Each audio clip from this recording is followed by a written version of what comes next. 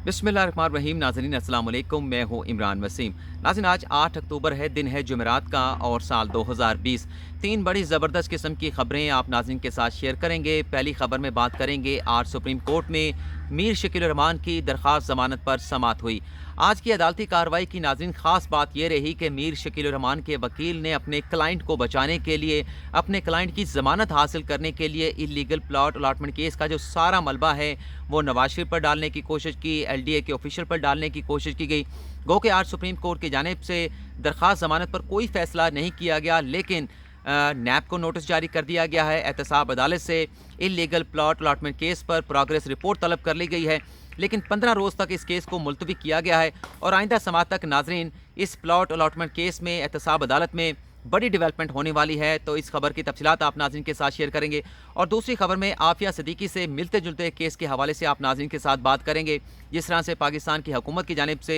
मुतालबा किया जाता रहा, पाकिस्तान के अवाम की जानिब से इस ख्वाहिश का इजहार किया जाता रहा कि आफिया सिद्दीकी को अमरीका से वापस लाया जाए, लेकिन अमरीका की जानिब से आफिया सिद्दीकी को पाकिस्तान के हवाले नहीं किया गया। लेकिन अब अमरीका ने एक नया मुतालबा पाकिस्तान के सामने रखा है कि तला हारून नामी शहरी जो कि पाकिस्तान का रेजिडेंट है, उसे अमरीका के हवाले किया जाए और उसी तरह से अमरीका के हवाले किया जाए जिस तरह से आफिया सिद्दीकी को अमरीका के हवाले किया गया था। तो अमरीका की जानिब से ये तला हारून नामी जो कि पाकिस्तानी नेशनल है, इस पर क्या एलिगेशन लगाया गया है, इस खबर की तफसीलात, आज की अदालती कार्रवाई की तफसीलात आप नाज़रीन के साथ शेयर करेंगे। और तीसरी खबर में Nandipur power plant corruption case के हवाले से भी आप नाज़रीन के साथ बात करेंगे। तो सबसे पहले जो मीर शकील रहमान की दरख्वास्त ज़मानत पर आज सुप्रीम कोर्ट में समाअत हुई, जस्टिस मुशीर आलम की सरबराही में 3 रुकनी बेंच था, जिसमें नवाज शरीफ के जो साबिक वकील हैं, एवन फील्ड रेफरेंस में, अल अज़ीज़िया रेफरेंस में ख्वाजा हारिस जो है वो मीर शकील रहमान की जानिब से अदालत में पेश हुए। ख्वाजा हारिस की जानिब से अदालत को ये बताया गया कि इलीगल प्लॉट अलाटमेंट केस में नैब की जानिब से जो रेफरेंस एहतसाब अदालत में दायर किया गया है,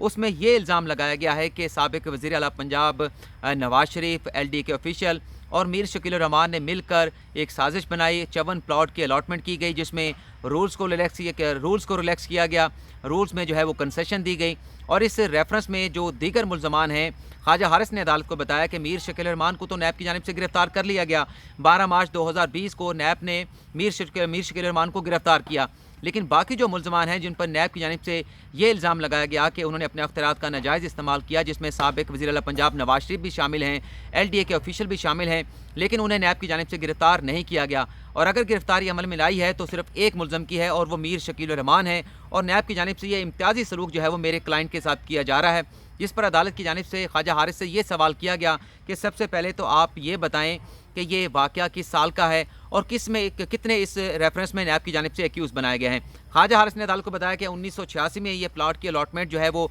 एलडीए की जानिब से की गई थी, जिसमें एलडीए के जो डिप्टी डायरेक्टर थे वो भी शामिल थे। उन्होंने इसकी बाकायदा तौर पर मंजूरी दी थी, लेकिन हतमी मंजूरी जो है वो साबिक वज़ीर आला पंजाब नवाज शरीफ की जानिब से दी गई थी। उन्होंने बताया कि इस केस में नवाज शरीफ को भी एक्यूज़ बनाया गया है, मीर शकील रहमान को भी एक्यूज़ बनाया गया है और 2 एलडीए के साबिक ऑफिशियल हैं उन्हें भी एक्यूज़ बनाया गया है, लेकिन गिरफ्तार जो है वो सिर्फ मीर शकील रहमान को किया गया है, ना नवाज शरीफ को गिरफ्तार किया गया, ना एलडीए के ऑफिशियल को गिरफ्तार किया गया। जिस पर अदालत ने बरहमी का इजहार भी किया कि जब आपने बाकी मुल्ज़मान को गिरफ्तार नहीं करना होता तो फिर एक शख्स को आपकी जानिब से क्यों गिरफ्तार किया जाता है। करना है तो तमाम मुल्ज़मान को गिरफ्तार करें। इस किस्म का इम्तियाज़ी सलूक जो है वो नैब की जानिब से मुल्ज़मान के साथ नहीं होना चाहिए। जस्टिस मुशीर आलम की जानिब से जस्टिस मुशीर आलम की जानिब से ये रिमार्क्स दिए गए कि आज हम यकतरफा कार्रवाई नहीं कर सकते, गो के इस अपील में अभी तक नैब को नोटिस जारी नहीं किया गया, तो हम नैब को भी नोटिस जारी कर देते हैं और एहतसाब अदालत में जो भी प्रोसीडिंग इस इलीगल प्लॉट अलॉटमेंट केस में हुई है उसकी प्रोग्रेस रिपोर्ट भी तलब कर लेते हैं। लेकिन जस्टिस काजी अमीन की जानिब से मीर शकील रहमान के वकील से ये पूछा गया कि क्या इस रेफरेंस में फ़र्द जुर्म आयद हो चुकी है, जिस पर ख्वाजा हारिस की जानिब से अदालत को यह बताया गया कि ताहाल तो एहतसाब अदालत इस केस में जो मुल्ज़मान हैं उनकी हाज़िरियों को प्रीकोर कर रही है, उनकी हाज़िरियों को यकीनी बना रही है, फ़र्द जुर्म की कार्रवाई का मरला अभी नहीं आया। जिस पर अदालत ने 15 रोज़ के लिए इस केस को मुलतवी किया है, लेकिन इस केस की समाअत मुलतवी होने के बाद जो जंग जियो ग्रुप के ऑफिशियल वहाँ पर आए थे, जो दीगर लोग वहाँ पर मौजूद थे जिनका जंग जियो ग्रुप के साथ डायरेक्टली इनडायरेक्टली ताल्लुक़ है, उनकी जानिब से इस खदशात का इजहार किया जा रहा था कि शायद इस 15 रोज़ के दरमियान जब अदालत की ऑब्जर्वेशन आ चुकी है तो हो सकता है कि आइंदा समाअत से पहले पहले जो सुप्रीम कोर्ट में होना है मीर शकील रहमान पर या बाकी मुल्ज़मान पर फ़र्द जुर्म जो है वो आयद कर दी जाएगी और इस मामले का बाकायदा ट्रायल शुरू हो जाएगा। ये तो नाज़रीन पहली खबर हो गई। अब हम बात कर लेते हैं कि तला हारून कौन है। اور جس طرح سے میں نے آپ کو اپنے انٹرو میں بتایا کہ عافیہ صدیقی کو پاکستان کی عوام کی بڑی خواہش ہے کہ امریکہ اسے پاکستان کے حوالے کر دے، عافیہ صدیقی کو امریکہ سے پاکستان واپس لایا جائے، لیکن اب امریکہ یہ کہتا ہے کہ طلحہ ہارون نامی پاکستانی شہری جو کہ نیو یارک ٹائمز اسکوائر حملے کی جو منصوبہ بندی تھی اس کا حصہ تھا، تو یہ اس پلاننگ کا حصہ تھا، تو امریکہ سے یہ فرار ہو کر پاکستان آ گیا، تو لہٰذا اسے امریکہ کے حوالے کیا جائے۔ ناظرین، اس کیس کے کچھ حقائق بھی آپ کو بتا دیتے ہیں کہ 2016 میں طلحہ ہارون کو پاکستان کے سیکیورٹی اداروں کی جانب سے حراست میں لیا ہوا ہے۔ امریکہ کی ریکویسٹ 2016 سے پہلے کی ہے، اور 2016 سے لے کے آج تک یہ طلحہ ہارون نامی جو شہری ہے یہ پاکستان کے سیکیورٹی اداروں کی تحویل میں ہے۔ جب یہ امریکہ کی جانب سے ریکویسٹ آئی تو طلحہ ہارون کے جو والد ہیں ہارون الرشید کی جانب سے نچلی عدالت سے رجوع کیا گیا، ہائی کورٹ سے رجوع کیا گیا، اور وہاں سے چلتا چلتا یہ معاملہ اب سپریم کورٹ میں پہنچا ہے۔ عدالت کی جانب سے وزارت خارجہ کے حکام کی جانب سے ایک سوال پوچھا جا رہا ہے کہ یہ بتا دیں کہ اس طرح کے ملزمان کی حوالگی کا کیا پاکستان اور امریکہ کے درمیان کوئی ایگریمنٹ ہے، کوئی ٹریٹی ہے؟ اگر کوئی ٹریٹی ہے تو دکھا دیں، لیکن اگر ٹریٹی نہیں ہے تو پاکستانی شہریوں کو کس طرح سے امریکہ کے حوالے کیا جا سکتا ہے؟ وزارت خارجہ کے حکام کی جانب سے ایڈیشنل اٹارنی جنرل کی جانب سے عدالت کو یہ بتایا گیا کہ 1931 کا ایک قانون ہے، جب برطانیہ کی پاکستان میں، بھارت میں مشترکہ ہندوستان میں حکومت تھی، تو وہ معاہدہ جو تھا امریکہ اور برطانیہ کے درمیان، پاکستان نے اسے 1973 میں اڈاپٹ کر لیا تھا۔ اس معاہدے کے تحت پاکستان کچھ اس قسم کے اگر ملزمان ہوں گے تو امریکہ سے مطالبہ کر سکتا ہے، اسی قسم کے ملزمان کا مطالبہ امریکہ بھی پاکستان سے کر سکتا ہے۔ لیکن جو ہارون الرشید کے وکیل تھے، طلحہ ہارون کے والد کے وکیل تھے، ان کی جانب سے یہ کہا گیا کہ حسین حقانی کو بھی پاکستان لانے کے لیے امریکہ کے ساتھ جو ہے وہ کورسپونڈنٹ کی گئی تھی، خطوط لکھے گئے تھے، لیکن حسین حقانی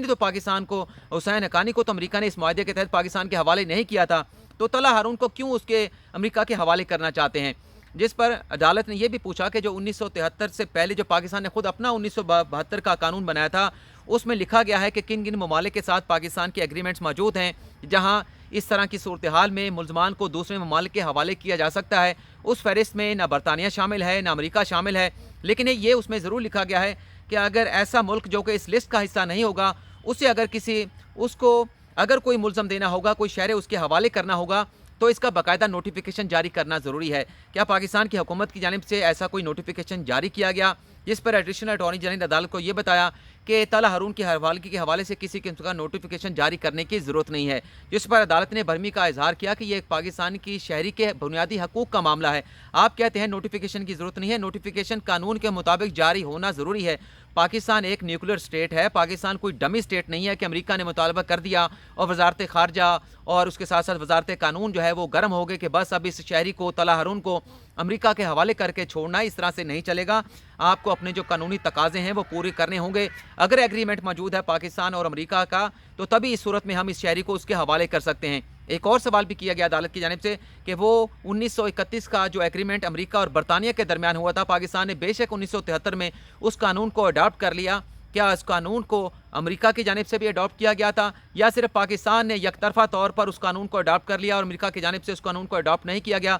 تو اس طرح سے بھی معاملات نہیں چلیں گے۔ تو آئندہ سماعت تک اس کیس کو 2 ہفتوں کے لیے ملتوی کیا گیا ہے۔ اٹارنی جنرل کو نوٹس جاری کیا گیا ہے، وزارت داخلہ کے حکام کو نوٹس جاری کیا گیا ہے، اور یہ کہا گیا ہے کہ بتایا جائے کہ کس طرح سے پاکستان اپنا شہری طلحہ ہارون جو ہے وہ امریکہ کے حوالے کر سکتا ہے۔ امریکہ کا الزام یہ ہے کہ 1970 کی اس کی پیدائش ہے، یہ امریکن نیشنل بھی ہے، پاکستان نیشنل بھی ہے، ڈیول نیشنل ہے، لیکن نیو یارک ٹائمز اسکوائر پر حملہ کرنے کی جو پلاننگ کی گئی تھی اس کا یہ حصہ تھے، اور ماس ڈسٹرکشن ان کی جانب سے وہاں پر کی جانی تھی۔ لیکن عدالت نے جب سے یہ پوچھا کہ یہ واقعہ کس سال کا ہے اور اس میں کتنے لوگ ملوث تھے، لیکن وزارت خارجہ کی جانب سے عدالت کے سوال پر کوئی بھی جواب جو ہے وہ عدالت کو نہیں بتایا گیا۔ اب نندی پور پاور پلانٹ کیس کے حوالے سے آپ ناظرین کے ساتھ بات کر لیتے ہیں، لیکن آج آپ کو میں اپنے نوٹس بھی دکھا دیتا ہوں کہ میں کس طرح سے عدالت میں بیٹھ کر یہ سارے نوٹس تیار کرتا ہوں۔ ناظرین یہ میرے نوٹس ہیں۔ رائٹنگ ماشاءاللہ میری اتنی گندی نہیں ہے اردو کی، اور انگلش کی بھی اچھی نہیں ہے، ویسے بولنے میں انگلش میں میرا بہت مسئلہ ہے، بولنے میں ہے، سمجھنے میں اتنا نہیں ہے۔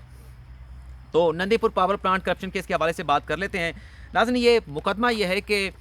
کراچی کے آئل ڈپو سے کوئی 134 آئل ٹینکر چلے تھے، لیکن وہ نندی پور پاور پلانٹ پر نہیں پہنچے تھے جس سے بجلی پیدا کی جانی تھی، جس کے بعد نیب کی جانب سے ایک کیس بنایا گیا۔ اس کیس میں کوئی 32 ملزمان تھے، 34 ملزمان تھے، 2 ملزمان جو ہے وہ وعدہ معاف گواہ بن گئے تھے، لیکن 32 میں سے صرف ایک ملزم کو گرفتار کیا گیا جس پر 6 آئل ٹینکر گم کرنے کا، غائب کرنے کا الزام تھا۔ اس کے علاوہ کچھ اور ایسے ملزمان تھے جن پر 17 آئل ٹینکر گم کرنے کا الزام تھا، 13 آئل ٹینکر گم کرنے کا الزام تھا اور 12 آئل ٹینکر گم کرنے کا الزام تھا۔ جسٹس مشیر عالم کی سربراہی میں 3 رکنی بینچ نے آج کیس کی سماعت کی۔ ایک تو عدالت کی جانب سے یہ کہا گیا کہ کرپشن پاکستان میں بہت ہے، کرپشن جو ہے وہ خاتمے کے حوالے سے نیب کو اپنی کوششیں کرنی چاہیے، لیکن ملزمان کے ساتھ امتیازی سلوک بالکل نہیں ہونا چاہیے۔ آپ نے 32 ملزمان کی جگہ پر ایک ملزم کو گرفتار کر لیا، باقی جو ملزمان ہیں جن پر 17، 13 اور 12 آئل ٹینکر گم کرنے کا الزام ہے، آپ کے نیب کی جانب سے انہیں گرفتار کیوں نہیں کیا گیا؟ انہیں شیورٹی باؤنڈز لے کر کیوں جو ہے وہ کھلا چھوڑ دیا گیا؟ اور اس طرح کے ملزمان جو ہے وہ چھاتی چوڑی کر